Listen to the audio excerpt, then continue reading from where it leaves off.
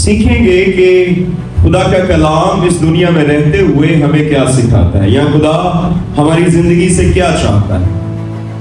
اگر آپ کے پاس خدا کا کلام موجود ہے تو آپ میرے ساتھ مل کر نکالئے رومیوں کے نام پالوس رسول کا خط، اس کا 3 باب اور اس کی 23ویں آیت۔ بھائی طارق نے میٹنگ چلاتے ہوئے کہا کہ اب سے جو مسیح میں مرتے ہیں وہ مرتے نہیں بلکہ سو جاتے ہیں۔ کون سو جاتے ہیں؟ جو مسیح میں مرتے ہیں۔ اور جو مسیح کے بغیر مرتے ہیں کیا وہ سوتے ہیں؟ وہ مر جاتے ہیں۔ کیوں؟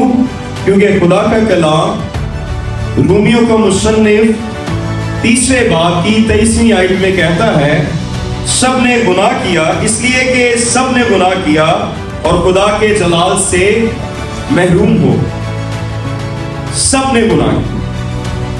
آپ میں سے سب لوگ جانتے ہیں کہ باغ عدن میں جب آدم اور حوا نے گناہ کیا اور ان سے پیدا ہونے والا ہر شخص پیدائشی طور پر گناہگار، خدا کا کلام فرماتا ہے کہ جو بھی شخص، عورت یا مرد جو آدم اور حوا سے پیدا ہوتا ہے، نہ وہ ہندو ہے، نہ وہ مسلم ہے، نہ وہ مسیح ہے، نہ وہ بدھ مذہب کا ہے، بلکہ وہ ایک گناہگار ہے۔ وہ کیا ہے؟ گناہگار ہے، کیونکہ خدا کے کلام میں ابھی ہم نے یہ بات دیکھی ہے کہ سب نے گناہ کیا اور سب خدا کے جلال سے محروم ہو۔ جب آدم اور حوا نے نافرمانی کی تو خدا نے انہیں اپنی حضوری سے نکال دیا، اپنے سے دور کر دیا۔ یہ پیدائش کی کتاب کے 3 باب میں آپ یہ ساری باتیں پڑھ سکتے ہیں۔ سب نے گناہ کیا اور سب خدا کے جلال سے محروم ہو گئے۔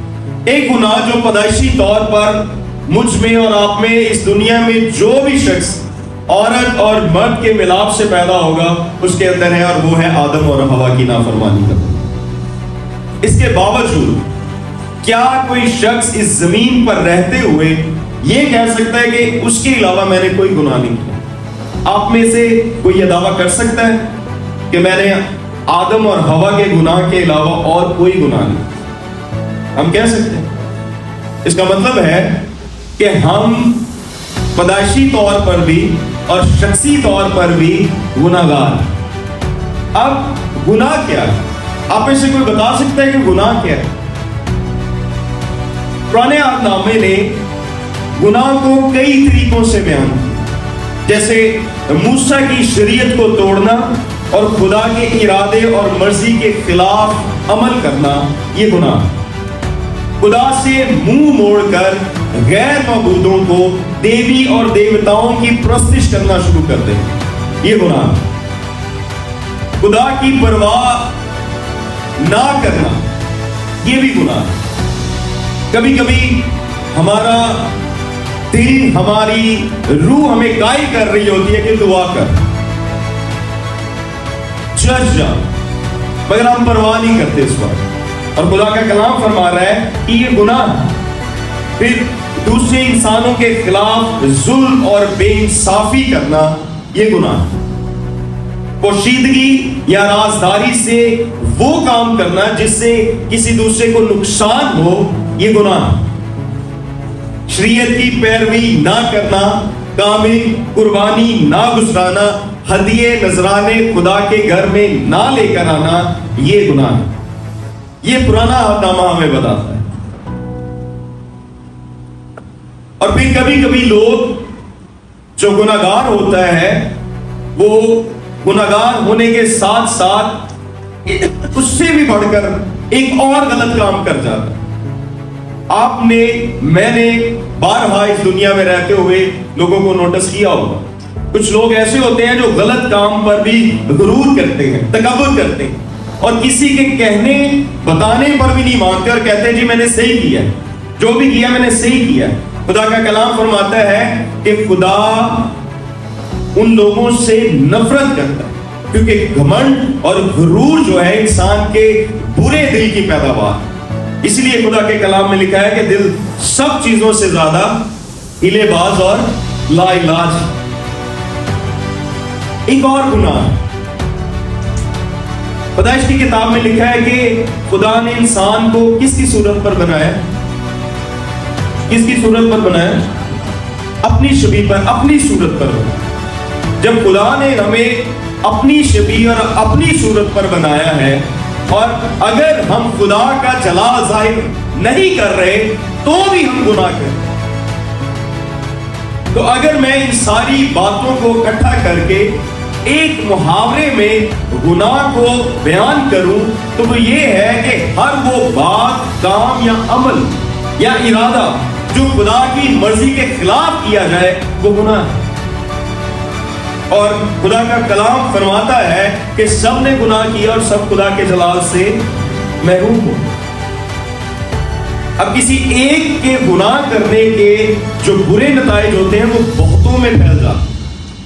जैसे अगर किसी घर के किसी सरबराह ने या बेटे ने या भाई ने कोई गुनाह किया है तो हम में से अक्सर लोगों ने देखा होगा कि पुलिस वाले बाकी घर वालों को भी उठा के ले जाते। इसी तरह से जब आदम और हवा ने गुनाह किया तो उस नस्ल से जितने भी लोग पैदा हुए सब गुनाहगार। और खुदा का कलाम फरमाता है कि गुनाह की मजदूरी क्या है? गुनाह की मजदूरी क्या है? अब खुदा ने इंसान को मरने के लिए तो नहीं पैदा किया, किस लिए पैदा किया था? कि हमेशा खुदा की हजूरी में रहे, हमेशा जिंदा रहे। मगर इंसान ने अपनी नाफरमानी के सबब से गुनाह किया, और गुनाह की मजदूरी क्या है? मौत। ये बिल्कुल इसी तरह से है जैसे हम लोग काम करते हैं और हमें मजदूरी मिलती है। हमने गुनाह किया और हमें मजदूरी में क्या मिला? मौत मिली। अब हमने सीखा कि अब से जो किसी यीशु में मरता है वो मरता नहीं बल्कि सो जाता। नया अहदनामा जैसे ही शुरू होता है जिंदगी का पैगाम लेकर शुरू होता है, हमेशा की जिंदगी से शुरू होता है। और वो हमेशा की जिंदगी किसके वसीले से है? किसके वसीले से है? खुदावन यीशु मसीह के वसीले से। ना सिर्फ हमेशा की जिंदगी बल्कि फिर से मुर्दों में से जिंदा होने की भी उम्मीद। क्योंकि खुदा के कलाम में लिखा है कि जिस तरह से आदम में सब मरते हैं वैसे ही मसीह में सब जिंदा किए जाए। जिंदा होने वालों में वो पहला फल है, और फिर हर एक अपनी अपनी बारी के मुताबिक जब वो आएगा तो उसके लोग मुर्दों में से जी उठेंगे। ये कब होगा? जब हम गुनाह को छोड़ेंगे। क्योंकि खुदा के कलाम में लिखा है कि खुदा ने खुदावंद यीशु मसीह के वसीला से गुनाह, मौत और अबलीस के जोर को खत्म कर। ग्रंथियों के खत में लिखा है, ऐ मौत तेरी फतह कहां रही? ऐ मौत तेरा डंक कहां? जब मेरा और आपका मसीहा तीसरे दिन मौत के बंधनों को तोड़ के, कब्र के सारे तकाजों को तोड़ते हुए, गुनाह के जोर को खत्म करते हुए, अबलीस के इख्तियार को खत्म करते हुए जब वो तीसरे दिन मुर्दों में से जी उठा तो उसने बुलंद आवाज से ये नारा बुलंद किया, ऐ मौत तेरी फतह कहां रही? ऐ मौत तेरा डंक कहां? खुदा यीशु मसीह ने, मैंने और आपने, बल्कि इस बनी नौ इंसान ने जितने भी गुनाह किए उन सारे गुनाहों का उस अकेले ने दुख सहा। फिलिपियों के खत में लिखा है उसका दूसरा भाव और उसकी 6ठी आयत से लिखा है कि उसने अगरचे खुदा की सूरत पर था, खुदा के बराबर होने को कब्जे में रखने की चीज ना समझा, बल्कि अपने आप को खाली कर दिया और खादम की सूरत इख्तियार की और इंसानों के मुशाबे हो गया। اور انسانی شکل میں ظاہر ہو کر اپنے آپ کو پست کر دیا اور یہاں تک فرما بردار رہا کہ موت بلکہ صلیبی موت گوارا کی۔ اسی واسطے خدا نے بھی اسے بہت سربلند کیا اور اسے وہ نام بخشا جو سب ناموں سے اعلیٰ، تاکہ ہر ایک گھٹنا، کا آسمانیوں کا ہو، کا زمینیوں کا زمین کے نیچے والوں کا، ہر ایک گھٹنا خداوند یسوع مسیح کے آگے جھکے اور ہر ایک زبان اس بات کا اقرار کرے کہ یسوع ہی مسیح خدا ہے، کیونکہ اس نے ہمارے گناہوں کا کفارہ دیا، اس نے ہمارے گناہ اٹھا لیے۔ یوحنا کے پہلے خط کے دوسرے باب کی 12ویں آیت میں لکھا ہے، دوسری آیت میں لکھا ہے کہ وہی ہمارے گناہوں کا کفارہ، اور نہ صرف ہمارے بلکہ ساری دنیا کے گناہوں کا کفارہ ہے۔ مکاشفہ کی کتاب میں لکھا ہے کہ مبارک ہیں وہ مردے جو خداوند میں مرتے ہیں۔ روح فرماتا ہے کہ بے شک وہ اپنی محنتوں سے آرام پائیں گے اور ان کے اعمال ان کے ساتھ ہیں۔ اب مجھے اور آپ کو پتا ہے کہ ایک نہ ایک دن میں نے اور آپ نے اس دنیا کو چھوڑ کے چلنا۔ کیا اس دنیا سے جاتے ہوئے ہمارے پاس یہ تسلی ہوگی کہ اب سے جو مسیح میں مرتے ہیں وہ مرتے نہیں بلکہ سو جاتے ہیں، یا ہم نا امید جائیں گے؟ ہمارے بھائی جو اس دنیا سے چلے گئے ان کے لیے توبہ نجات کا دروازہ بند ہے، مگر ہم جو زندہ ہیں ہمارے لیے وہ نجات، وہ توبہ، وہ گناہ سے مخلصی، یسوع مسیح کا کفارہ، خداوند یسوع مسیح کو منجی قبول کر لینا ابھی بھی ہمارے پاس ہے۔ مگر ہم یہی سوچتے ہیں نہیں ابھی بہت وقت، ہم کر لیں گے، ہم اگلے سال سے کریں، پہلے مہینے سے، ہم ہفتے کے جو ورکنگ ڈے پہلا ہوتا ہے منڈے سے ہم کریں، ہم اگلے مہینے سے شروع کر، میری جیسے ہی اتنی سالگرہ گزرے گی میں اس کے بعد سے شروع ہو جاؤں، اتنے 30 سالوں کے بعد، 40 سالوں کے بعد میں خدا کی فرما برداری میں آ جاؤں۔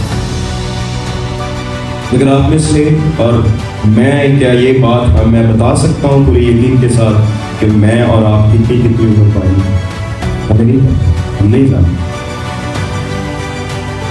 خدا کا کلام فرماتا ہے کہ ایسی بھی راہیں ہیں جو انسان کو سیدھی اور بھلی معلوم ہوتی ہیں، لیکن ان کی انتہا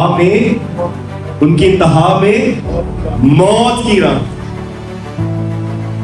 موت جس نے ہر کسی کو اپنے اختیار میں رکھا، مگر صرف میرا اور آپ کا مسیحا اس کے اختیاروں کو، اس کے بندنوں کو توڑ کر آزاد، اور نہ صرف وہ خود زندہ ہوا، وہ ہمیں بھی زندہ کرنے کی قدرت ہے۔ یہ وقت ہے۔ اگر میں یہ پوچھوں کہ کتنے لوگ مسیح ہیں تو میرا خیال پورا چرچ ہاتھ کھڑے کرے، اور اگر میں یہ پوچھوں کہ کتنے لوگ نجات یافتہ، کتنے لوگوں نے مسیح خداوند کو اپنا شخصی نجات دہندہ قبول کیا ہے، تو شاید سارے ہاتھ کھڑے۔ آج موقع ہے، آج وقت ہے کہ ہم خداوند یسوع مسیح کو اپنا شخصی نجات دہندہ۔ یوحنا کی انجیل اس کا 3 باب اور اس کی 16ویں آیت میں کیا لکھا ہے؟ کیونکہ خدا نے دنیا سے ایسی محبت رکھی، کیونکہ خدا نے دنیا سے ایسی محبت رکھی کہ اس نے اپنا اکلوتا بیٹا بخش دیا، تاکہ جو کوئی اس پر ایمان لائے ہلاک نہ ہو بلکہ ہمیشہ کی زندگی۔ اب اگر میں اور آپ خداوند یسوع مسیح پر ایمان نہیں رکھتے تو ہم خدا کی محبت سے باہر ہیں، کیونکہ خدا نے اپنی محبت کے بدلے ہمیں اپنا بیٹا بخشا، اور اگر ہم نے اس کے بیٹے کو مانا ہی نہیں تو ہم کیسے کر سکتے ہیں کہ خدا مجھ سے محبت کرے؟ کیونکہ ہم نے اس کی محبت کو قبول ہی نہیں۔ یوحنا کی انجیل کے پہلے باب کی 12ویں آیت میں لکھا ہے کہ جتنوں نے اسے قبول کیا اس نے انہیں خدا کے فرزند ہونے کا حق بخشا۔ ہم جب اپنے باپ کے صلب سے پیدا ہوتے ہیں تو ہمارے پاس قانونی طور پر حق ہوتا ہے کہ ہم اسے باپ دیں، ہم اس کی میراث میں شامل ہیں۔ اسی طرح سے جب تک ہم خداوند یسوع مسیح کو اپنا شخصی نجات دہندہ قبول نہیں کرتے، ہمارے گناہ معاف نہیں ہوتے، اور ہمارے پاس کوئی آفیشل سٹیٹمنٹ نہیں ہے، کوئی ایمان نہیں ہے، کوئی یقین نہیں ہے کہ ہم خدا کو باپ دیں۔ بہت سارے مسیح اسی انتظار میں ہیں کہ شاید ہم مسیح گھرانے میں پیدا ہو گئے تو ہم نجات پا جائیں، ہم ہمیشہ کی زندگی میں داخل ہو جائیں۔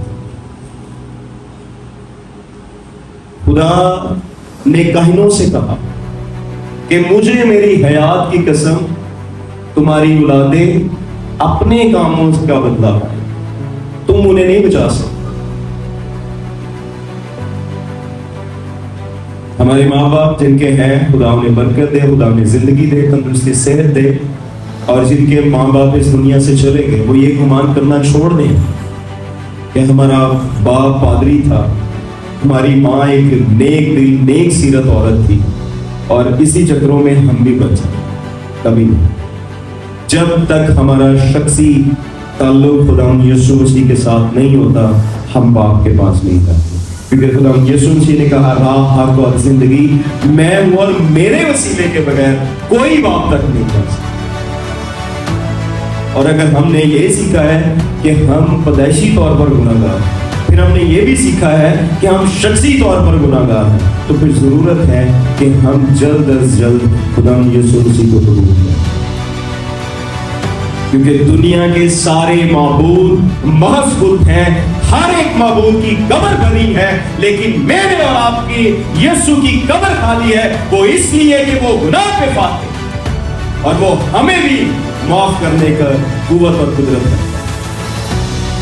یہ وقت ہم اس کی قدرت کو سمجھیں، ہم جانیں کہ خداوند یسوع مسیح میرے لیے اور آپ کے لیے اس زمین پر وہ صرف اس لیے آیا کہ ہم نجات پائیں، وہ اس لیے آیا کہ ہم زندگی پائیں، اور کثرت کی زندگی پائیں، ہمیشہ کی زندگی پائیں۔ یہ زندگی نہیں جو زیادہ سے زیادہ 80 سال کی ہے، اور جو ہم سے پہلی پیڑھی ہے وہ شاید 90-100 سال میں جی جاتی، اب تو اس سے کم ہوتی جا رہی۔ یہ زندگی تو بہت چھوٹی سی ہے، اور ہم انسان اتنے نا سمجھ ہیں کہ ہم اس چھوٹی سی زندگی کے بدلے ایک بڑی زندگی کو داؤ میں لگا دیں۔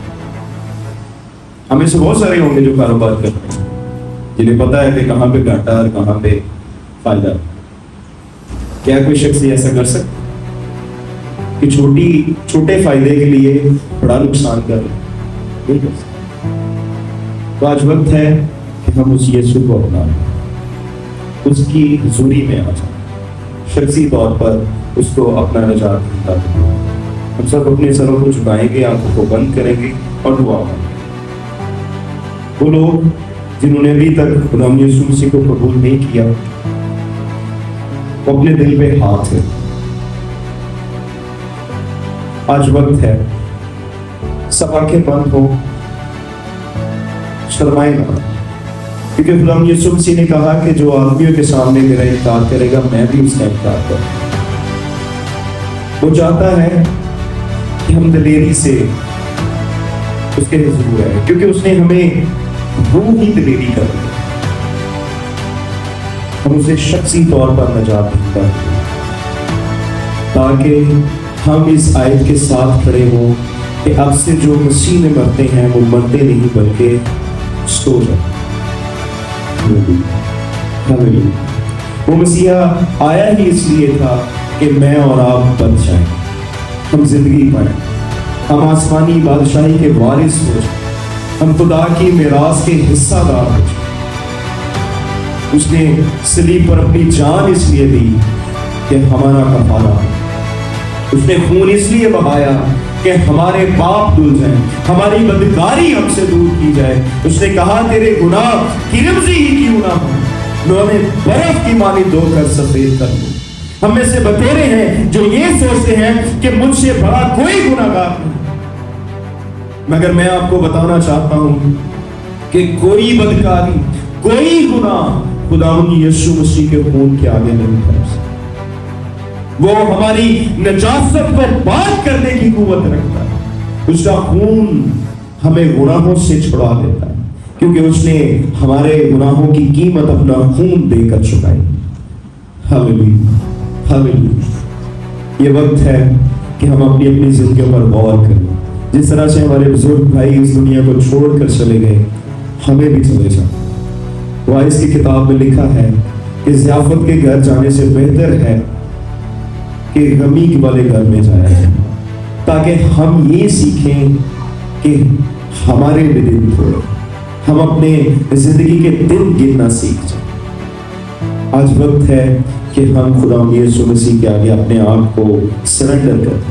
ہم کہیں کہ خداوند ہاں میں گناہ گار ہوں, مجھ سے غلطی ہوئی, میں اب تک غلطی پہ تھا, مجھ سے گناہ ہوا, مجھ سے بدی ہوئی, میں کمزور ہوں, تو زوراور ہے, تو میرا گناہ, میری بدی, میری کمزوری مجھ سے دور کرنے کی قوت اور قدرت رکھتا ہے.